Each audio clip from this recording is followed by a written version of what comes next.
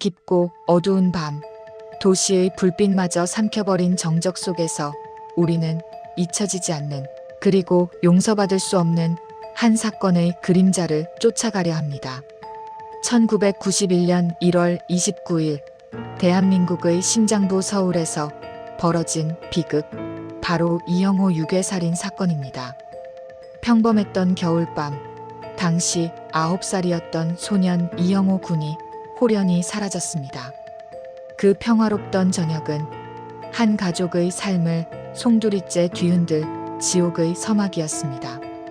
서울 강남구 압구정동 현대아파트 놀이터에서 마지막으로 목격된 어린 소년의 모습은 그 후 44일간 대한민국 전체를 공포와 혼란, 그리고 깊은 슬픔과 좌절에 빠뜨리게 됩니다. 단순한 실종이 아니었습니다. 그날 밤 11시 이영호 군의 집으로 걸려온 한 통의 전화는 모든 희망을 앗아가고 절망만을 남겼습니다. 잔혹한 협박과 함께 시작된 범인과의 숨막히는 줄다리기는 가족에게는 물론 수사를 맡은 이들에게도 악몽 같은 시간이었습니다. 범인은 마치 이 모든 과정을 즐기기라도 하는 듯 치밀하고 대담하게 자신의 요구를 관철시키려 했습니다. 7천만 원이라는 거액과 당시에는 극히 드물고 값비쌌던 카폰이 달린 자동차까지, 그 요구들은 단순한 몸값 이상의 섬뜩한 집착과 오만함을 드러내고 있었습니다. 사건 초기, 경찰은 모든 역량을 동원하여 수사에 착수했습니다. 전담팀이 꾸려지고 수백 명의 경찰관들이 밤낮 없이 투입되었습니다. 하지만 범인은 경찰의 움직임을 비웃기라도 하듯 매 순간 한 발 앞서 나갔습니다.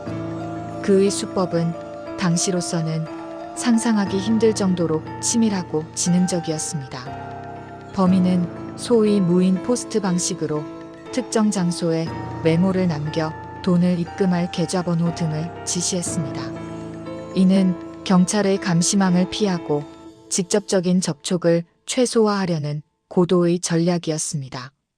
또한 범인은 한일은행과 상업은행에 각각 윤정수, 김주선이라는 가명으로 계좌를 개설하여 돈을 받으려 했습니다. 이 모든 과정에서 그는 단 한 번도 자신의 실체를 드러내지 않았습니다. 수사팀은 범인의 목소리, 즉 성문 분석에 매달렸습니다. 30대 남성으로 추정되는 범인의 목소리는 서울 경기 지역의 사투리를 사용하고 있었고, 이 미세한 단서 하나하나가 수사의 방향을 결정하는 중요한 실마리가 될 것이라 믿었습니다. 전문가들은 범인의 목소리에서 냉철함과 동시에 기이한 자신감을 읽어내려 노력했습니다. 그러나 수사는 난항을 거듭했습니다. 1차 몸값 전달 시도에서 경찰은 양화대교 철제박스 위치를 혼동하는 치명적인 실수를 저지르며 범인을 눈앞에서 놓치고 말았습니다. 그 순간은 사건의 흐름을 완전히 바꾸어 놓았고, 이후 수사는 걷잡을 수 없는 미궁으로 빠져들게 됩니다. 범인은 마치 모든 것을 예측하고 움직이는 그림자처럼 경찰의 소나귀를 유유히 빠져나갔습니다. 수사 초기에는 범인이 한 명이라고 추정했지만 양화대교에서의 상황 등을 고려할 때 2명 이상일 가능성도 제기되면서 혼란은 더욱 가중되었습니다. 하나의 목소리에서 시작된 의심은 여러 그림자로 분산되며 사건의 실체를 파악하기 어렵게 만들었습니다. 당시 수사관들의 증언을 들어보면 그들은 잠도 제대로 자지 못하고 밤낮 없이 범인의 뒤를 쫓았지만 언제나 허탕을 치고 무력감에 시달렸다고 합니다. 범인의 대담함은 60여 차례에 걸쳐 이어진 협박 전화에서도 고스란히 드러났습니다. 무려 44일 동안 계속해서 전화를 걸어 가족들의 애를 태웠습니다. 그 전화 속 목소리는 때로는 냉정하고 때로는 조롱하는 듯한 어조로 가족들을 농락했습니다. 가족들은 매일 밤 울려 퍼지는 전화벨 소리에 희망과 절망을 동시에 느꼈습니다. 아이의 생사를 확인하고 싶었지만 범인은 늘 교활하게 핵심을 비껴갔습니다. 부모의 간절한 외침에도 범인은 무덤덤하게 자신의 요구사항만을 반복했습니다. 이영호 군의 어머니가 절규하듯 아이의 목소리를 듣게 해달라고 애원했을 때 범인은 기계적으로 녹음된 듯한 아이의 목소리만 들려주며 잔인하게 희망 고문을 이어갔습니다. 가장 충격적인 것은 이영호 군이 유괴 당일, 아니 유괴 직후 살해되었을 가능성이 높다는 부검 결과였습니다. 1991년 3월 13일 이영호 군의 시신은 한강공원 잠실지구 인근 배수로에서 싸늘한 주검으로 발견되었습니다. 44일간의 길고 긴 기다림은 비극적인 결말을 맞이했습니다. 시신은 손발이 묶이고 눈과 입에 테이프가 붙어 있었으며 머리 부분에는 둔기로 가격당한 흔적이 선명했습니다. 사인은 코와 입을 막은 테이프로 인한 질식사였습니다. 위 내용물 분석 결과 유괴 당일 친구 집에서 먹었던 음식과 동일한 내용물이 발견되면서 범인이 아이를 유괴한 직후 잔혹하게 살해했을 것이라는 끔찍한 추측을 낳게 했습니다. 그럼에도 범인은 44일 동안 계속해서 돈을 요구하며 가족들을 고통 속으로 몰아넣었습니다. 이것은 단순한 금전적 목적을 넘어선 어떤 잔인한 심리적 유희가 아니었을까요? 피해자 가족을 철저히 유린하려는 듯한 그의 행동은 듣는 이들의 간담을 서늘하게 합니다. 아이는 이미 세상을 떠났는데도 범인은 마치 살아있는 아이를 볼모로 삼는 것처럼 행동했습니다. 이는 범인의 비인간적인 잔혹성을 여실히 보여주는 대목입니다. 시신이 발견된 후 경찰은 공개 수사로 전환하고 범인의 몽타주를 제작하여 전국에 배포했습니다. 몽타주는 30대 중반의 보통 체격 남자로 날카로운 눈매와 다소 비대한 하관을 가진 모습이었습니다. 전국 각지에서 제보가 쏟아졌지만 이미 너무 많은 시간이 흐른 뒤였습니다. 수사는 더욱 미궁 속으로 빠져들었고 대중의 관심도 점차 사그라들기 시작했습니다. 하지만 이 사건은 대한민국 3대 미제 사건 중 하나로 기록되며 2006년 1월 28일 공소시효가 만료되어 영구 미제 사건으로 남게 됩니다. 그러나 사건은 영구 미제로 남았지만 그림자는 여전히 우리 곁을 맴돌고 있습니다. 범인의 목소리가 담긴 녹음 파일은 여전히 존재하며 현재는 음성 분석 회사에 맡겨져 AI 기술을 활용한 성문 분석 작업이 진행 중입니다. 어쩌면 과학의 발전이 이 미스터리를 풀 실마리를 제공해 줄지도 모른다는 희망을 품게 합니다. 과거의 기술로는 불가능했던 미세한 음성 패턴 분석이 새로운 진실을 드러낼지도 모른다는 기대감입니다. 경찰은 과거 수사 기록을 재검토하며 용의자들의 목소리를 성문 분석 결과와 대조하는 작업을 계속하고 있습니다. 늦었지만 진실을 밝히려는 노력은 결코 멈추지 않고 계속되고 있는 것입니다. SBS 그것이 알고 싶다에서는 이 사건을 2차례나 다루며 범인의 목소리를 공개하고 제보를 받았습니다. 특히 범인의 목소리가 방송을 통해 전국에 공개되었을 때 많은 시민들이 충격과 함께 분노를 표출했습니다. 대중의 관심이 다시 한번 모아지며 어둠 속에 묻혀있던 사건의 실마리를 찾으려는 움직임이 일었습니다. 그리고 2007년 이 사건을 모티브로 한 영화 그놈 목소리가 제작되어 다시 한번 국민들의 공분을 샀습니다. 영화는 단순한 재현을 넘어 이영호 군 가족이 겪었을 상상조차 하기 힘든 고통과 절망, 그리고 범인의 비인간적인 잔혹함을 생생하게 전달하며 많은 이들의 마음을 아프게 했습니다. 영화가 개봉했을 때 많은 사람들이 극장 문을 나서며 다시 한번 이 사건의 진실을 규명해야 한다는 목소리를 높였습니다.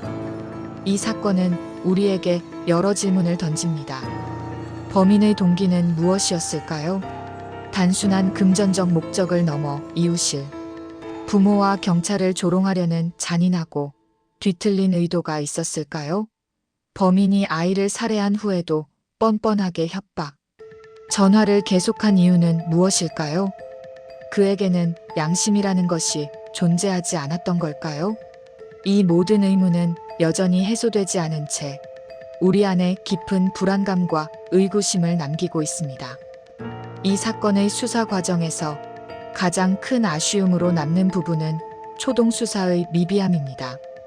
초기에는 국립과학수사연구소의 성문 분석 결과 범인의 목소리가 이영호 군의 외가 쪽 사촌 동생인 이상재 가명과 일치한다는 결과가 나왔습니다. 이상재는 이웃일 부모와 사이가 좋지 않았고 경제적으로 어려움을 겪고 있었으며 이영호 군의 가족 관계에 대해 잘 알고 있었습니다. 그는 유력한 용의자로 지목되었지만 결정적인 증거 부족으로 체포하지 못했습니다. 만약 그때 좀 더 철저하고 신속하게 주변 인물에 대한 수사가 이루어졌다면 범인을 특정하고 사건의 진실을 밝힐 수 있었을지도 모른다는 안타까움이 남습니다. 초기 수사의 혼선과 결정적인 순간의 실수는 결국 범인을 놓치게 만드는 결과를 초래했습니다. 영구 미제로 남은 이영호 유괴살인 사건은 단순한 범죄를 넘어 우리 사회의 어두운 단면을 보여주는 비극적인 이야기입니다. 공소시효는 만료되었지만 진실은 영원히 묻힐 수 없습니다. 우리는 오늘도 그날의 진실을 기다리며 다시는 이런 비극이 반복되지 않기를 간절히 바라고 있습니다. 이 사건을 통해 우리는 범죄의 잔혹함과 수사의 한계, 그리고 무엇보다 소중한 생명의 가치를 다시 한번 되새기게 됩니다. 어쩌면 진실은 지금 이 순간에도 우리 주변 어딘가에 숨어 있을지도 모릅니다. 단지 우리가 그것을 찾아내지 못했을 뿐입니다. 이영호 군의 영혼이 부디 평화롭게 잠들 수 있도록, 그리고 범인이 언젠가는 그의 죄에 대한 대가를 치를 수 있도록 우리는 이 이야기를 잊지 않고 기억해야 할 것입니다. 그날의 비극은 여전히 현재 진행형입니다. 단지 시간이 흘렀을 뿐 그 상처와 고통은 여전히 남아 있습니다. 이 이야기가 여러분에게 경각심을 주고 잊혀지지 않는 진실에 대한 끊임없는 탐구를 상기시켜 주기를 바랍니다. 우리는 어두운 과거를 직시하고 미래에는 이러한 비극이 되풀이되지 않도록 끊임없이 노력해야 합니다. 이영호 군의 명복을 빌며 그의 가족들에게 깊은 위로를 전합니다. 이 잔혹한 사건은 우리에게 범죄 예방의 중요성과 함께 사법 시스템의 끊임없는 개선이 필요하다는 교훈을 남겼습니다. 다시 한번 그의 목소리를 듣습니다. 차갑고도 침착한 그 목소리는 우리에게 아직 끝나지 않은 이야기를 전하고 있습니다.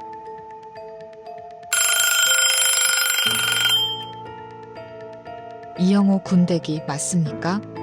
네, 맞는데 누구시죠? 우리 호는 어디 있습니까? 애걱정은 마시고 제가 시키는 대로만 하시면 됩니다. 7천만 원을 준비하세요. 그리고 차 한 대도 카폰 달린 걸로 오늘 밤 12시까지 압구정동 현대아파트 놀이터로 나오십시오. 단 경찰에 알리면 아시겠죠? 범인의 첫 번째 협박 전화는 이렇게 시작되었습니다. 가족들에게는 지옥의 문이 열린 순간이었습니다. 그리고 며칠 후 다시 전화가 걸려왔습니다. 이 경찰은 붙이지 말라고 경고했을 텐데 내 말 안 들으면 아이는 영영 못 볼 줄 아시오. 내가 시킨 대로 돈은 준비했나? 제발 우리 호 좀 살려주세요. 돈은 다 준비했습니다. 제발 아이 목소리라도 한 번만. 급할 것도 없는데 뭘 그렇게 서두르시오? 아이는 잘 있습니다. 내가 시킨 대로 양화대교 밑에 놓아둔 철제 박스 안에 돈을 넣고 이제 내가 새로 지시하는 대로 움직이시오. 엄마 아빠 나 무서워 들었나? 이 녹음된 목소리는 부모에게 한 줄기 희망인 동시에 더 큰 절망을 안겨주었습니다. 범인의 치밀함과 잔혹함은 상상을 초월했습니다. 수사팀은 범인의 목소리 분석에 총력을 기울였습니다. 범인 목소리 분석 결과가 나왔습니다. 30대 중반 남성으로 추정되고 서울 경기 지역 사투리를 사용한다고 합니다. 문제는 이 목소리에서 기묘한 여유가 느껴진다는 겁니다. 마치 이 상황을 즐기는 듯한. 수사관, 저도 그 점이 가장 마음에 걸립니다. 아이가 사라진 지 벌써 2주가 넘었습니다. 과연 아이가 살아있을까요? 섣부른 판단은 금물입니다. 범인은 계속 돈을 요구하고 있습니다. 아이가 살아있다는 전제하에 수사를 진행해야 합니다. 모든 통화 내용을 다시 분석하고 범인의 말투, 어조, 심리 상태를 파악해야 합니다. 그러나 아무리 분석해도 범인의 윤곽은 뚜렷해지지 않았습니다. 시간이 흐를수록 사건은 점점 미궁 속으로 빠져들었습니다. 그리고 44일째 되던 날, 모두가 염려하던 비극적인 소식이 전해졌습니다. 사이렌 소리, 무거운 분위기의 배경음악. 경찰 잠실지구 한강공원 배수로에서 아이 시신 발견. 이영호 군으로 추정된. 현장 보존 철저히. 시신은 참혹한 모습이었습니다. 손발이 묶인 채 눈과 입에는 테이프가 붙어 있었습니다. 부검 결과 사인은 질식사. 그리고 위 내용물 분석은 더욱 충격적인 사실을 드러냈습니다. 아이는 유괴 당일 살해되었을 가능성이 매우 높다는 것. 범인은 이미 아이를 죽인 후에 40여일 동안 가족들을 상대로 잔혹한 심리 게임을 벌였던 것입니다. 내 아들이 제발 범인을 잡아주십시오 제발. 호야 엄마가 미안하다.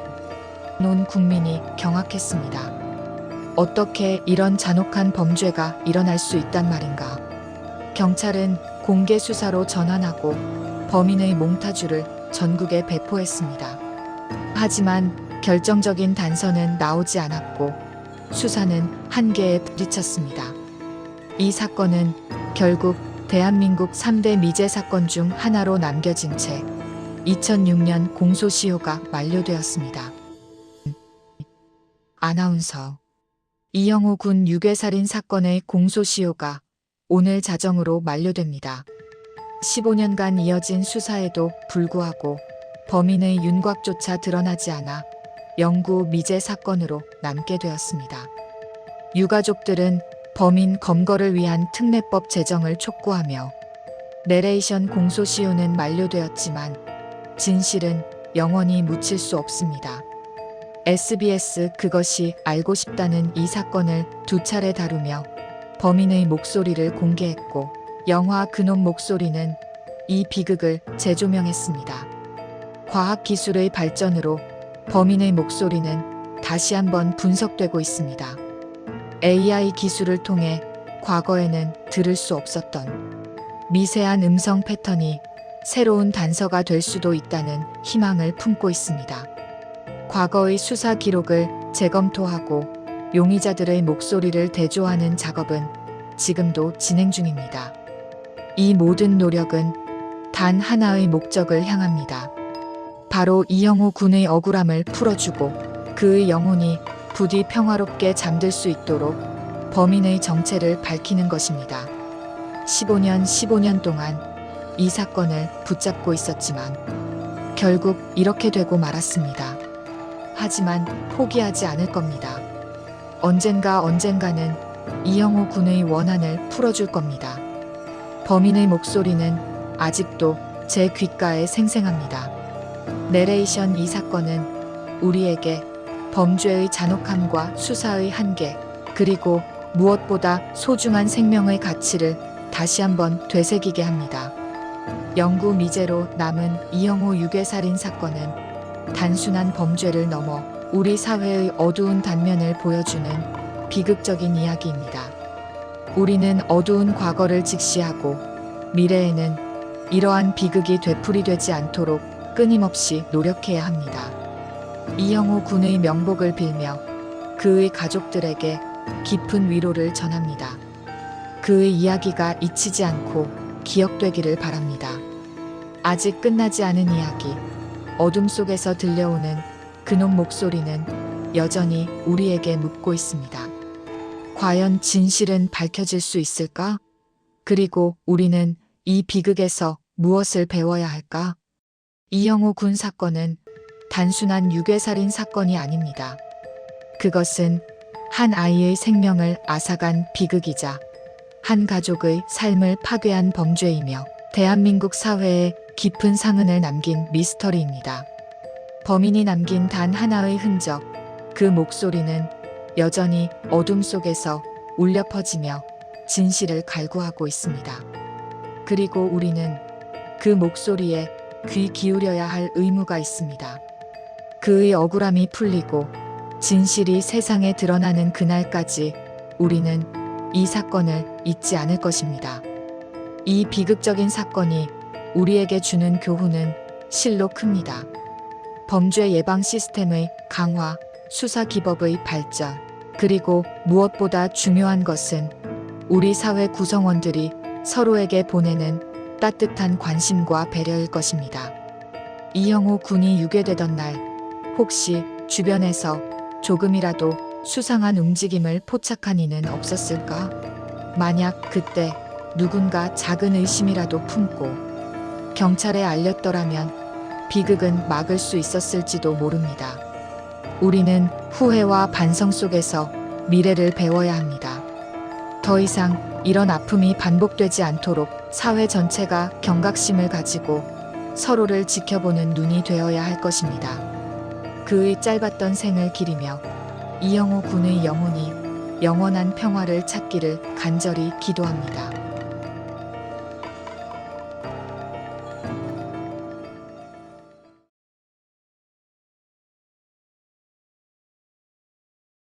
깊고 어두운 밤, 도시의 불빛마저 삼켜버린 정적 속에서 우리는 한 사건의 그림자를 따라가려 합니다. 시간이 흘러도 사라지지 않고 결코 용서받을 수 없는 비극. 1991년 1월 29일 대한민국 서울에서 벌어진 이영호 유괴살인 사건입니다. 1991년의 서울은 지금과는 전혀 다른 얼굴을 하고 있었습니다. 올림픽의 열기가 채 가시지 않았고 경제 성장의 기대감이 도심 곳곳을 채우고 있던 시기였습니다. 강남은 빠르게 부의 상징이 되어가고 있었고 압구정동은 그 변화의 중심에 있었습니다. 당시 압구정동 현대아파트는 안정과 성공을 상징하는 공간이었습니다. 아이들은 비교적 자유롭게 놀이터를 오갔고 부모들은 이곳이 안전한 울타리라고 믿었습니다. 그 믿음이 산산이 부서지기까지는 단 하루면 충분했습니다. 1991년 1월 29일 저녁 9살 소년 이영호 군은 평소와 다름없이 집 근처 놀이터로 향했습니다. 겨울밤의 공기는 차가웠지만 아이의 발걸음은 가벼웠습니다. 그날이 가족에게는 마지막으로 평범했던 저녁이 될 줄은 아무도 몰랐습니다. 밤이 깊어가도 아이는 돌아오지 않았습니다. 처음에는 늦게까지 놀고 있을 거라 생각했습니다. 하지만 시간이 흐를수록 불안은 점점 공포로 바뀌어 갔습니다. 놀이터를 찾아가고 아파트 단지를 헤매고 주변을 샅샅이 뒤졌지만 아이의 모습은 보이지 않았습니다. 그날 밤 11시 무렵 집 전화벨이 울립니다. 그 전화는 단순한 연락이 아니었습니다. 한 가족의 삶을 송두리째 무너뜨리는 시작이었습니다. 전화를 건 사람은 자신을 밝히지 않았습니다. 다만 이영호 군의 이름을 정확히 알고 있었고 가족의 사정을 너무도 잘 알고 있었습니다. 그는 침착했고 흔들림이 없었습니다. 마치 이 순간을 오래 준비해온 사람처럼 말이죠. 범인은 요구했습니다. 7천만 원. 그리고 카폰이 장착된 자동차 한 대. 당시 7천만 원은 평범한 가정이 감당하기 어려운 거액이었습니다. 더 충격적인 것은 자동차 요구였습니다. 카폰은 당시 극히 일부만 사용할 수 있었던 고가의 통신 수단이었고 범인은 이 장비가 반드시 필요하다고 못 박았습니다. 이 요구는 단순한 금전 문제가 아니었습니다. 범인은 기술과 상황을 정확히 이해하고 있었고 경찰의 추적을 피할 방법까지 계산하고 있었습니다. 이 시점에서 한 가지 질문이 떠오릅니다. 범인은 왜 이렇게 여유로웠을까요? 단순한 충동 범죄였다면 불가능한 태도였습니다. 그의 말투에는 조급함이 없었고 오히려 상황을 통제하고 있다는 확신이 느껴졌습니다. 경찰은 즉시 수사에 착수합니다. 전담 수사팀이 꾸려지고 수백 명의 인력이 동원됩니다. 그러나 수사가 시작되기도 전에 범인은 이미 한 발 앞서 있었습니다. 그는 직접 모습을 드러내지 않았고 대신 전화와 지시만으로 상황을 조종했습니다. 특정 장소에 메모를 남기고 계좌를 개설해 돈을 송금하게 하는 이른바 무인 포스트 방식. 이 방식은 당시로서는 매우 낯설고 치밀한 수법이었습니다. 범인은 경찰의 동선을 계산했고 감시망의 빈틈을 정확히 알고 있었습니다. 이 사건은 단순한 유괴가 아니었습니다. 범인은 협박과 통제를 반복하며 가족과 경찰을 상대로 긴 게임을 시작한 것입니다. 그리고 그 게임의 규칙은 단 하나였습니다. 범인의 말을 따르지 않으면 아이는 돌아오지 않는다는 것.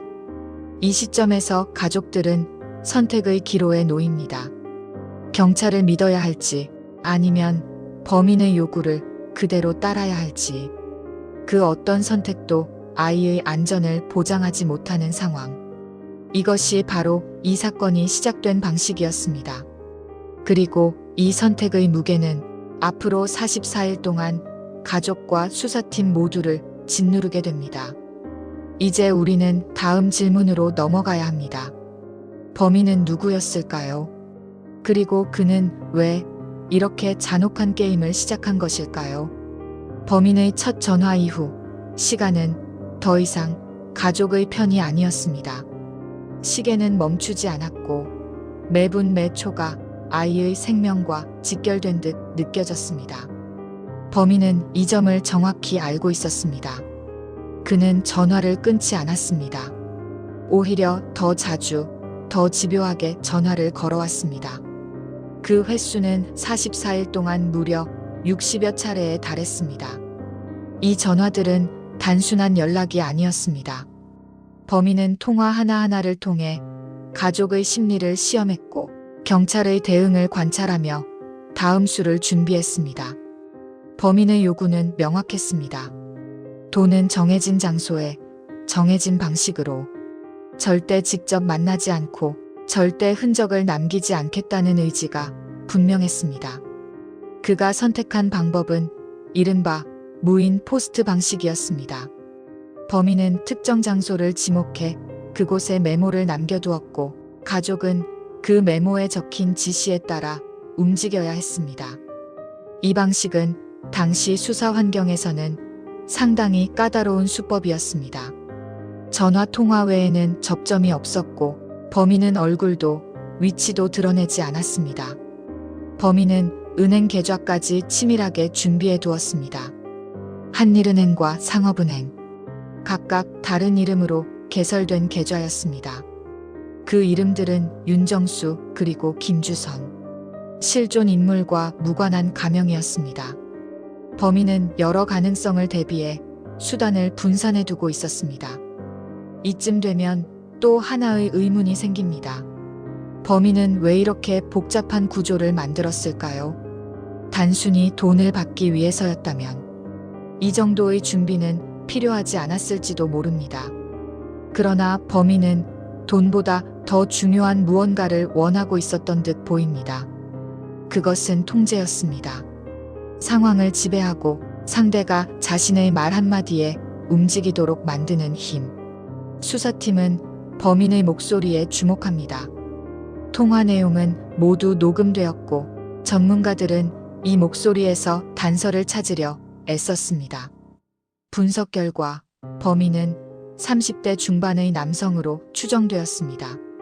서울이나 경기 지역 말투를 사용했고 감정을 거의 드러내지 않는 특징을 보였습니다. 특히 눈에 띄는 점은 범인의 말투에서 느껴지는 기묘한 여유였습니다. 아이를 볼모로 삼은 상황에서도 그는 조금도 흔들리지 않았습니다. 이 여유는 수사팀을 더욱 불안하게 만들었습니다. 아이의 생사가 불확실한 상황에서 범인은 오히려 상황을 즐기는 듯한 태도를 보였기 때문입니다. 그리고 수사는 결정적인 고비를 맞이합니다. 첫 번째 몸값 전달 시도였습니다. 범인은 장소를 지목했고 가족과 경찰은 그 지시에 따르기로 합니다. 이 순간만큼은 아이를 살릴 수 있다는 희망이 남아있었기 때문입니다. 그러나 그 희망은 한순간의 실수로 무너집니다. 양화대교 인근에서 벌어진 혼선. 철제박스의 위치를 잘못 파악한 것입니다. 이 실수는 치명적이었습니다.